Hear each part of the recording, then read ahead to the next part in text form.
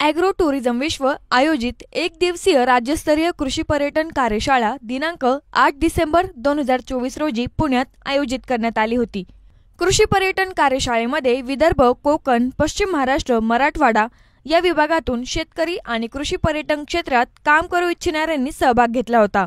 या कार्यशाळेला राज्यभरातून मोठ्या प्रमाणात प्रतिसाद मिळाला। पर्यावरण अभ्यासक बसवंत विठाबाई बाबाराव, अंजनवेल कृषी पर्यटन केंद्र प्रमुख राहुल जगताप, सनदी लेखापाल अमोल वायभट, द फार्माचे रितेश पोपळघट, माध्यम तज्ज्ञ आसिम त्रिभुवन आणि ॲग्रो टुरिझम विश्वचे संस्थापक गणेश चप्पलवार आदी मान्यवरांनी मार्गदर्शन केलं।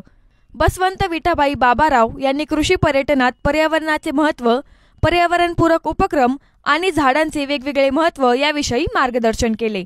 यासोबतच कृषी पर्यटन संकल्पना, सुरुवात, व्याप्ती, विचार आणि नोंदणी तसेच कृषी पर्यटन एक उद्योग म्हणून व्यावसायिक दृष्टीने कसे पाहिले पाहिजे, आपला व्यवसाय वाढवण्यासाठी पुढे काय आणि नवीन काय हे तत्त्व पाळले पाहिजे असं गणेश चप्पलवार यांनी सांगितलं।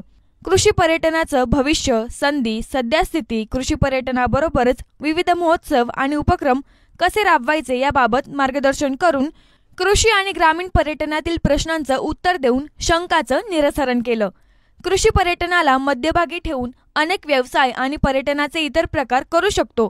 कृषी पर्यटनाची गरज शेतकऱ्यांना आणि पर्यटकांना आहे। शहरातील पैसा ग्रामीण भागात कृषी पर्यटनाच्या माध्यमातून कसा आणू शकतो, कृषी पर्यटन व्यवसायात रोजगाराची संधी मोठ्या प्रमाणात कशा उपलब्ध होऊ शकतात याविषयी सुद्धा मान्यवरांनी मार्गदर्शन केलं आहे।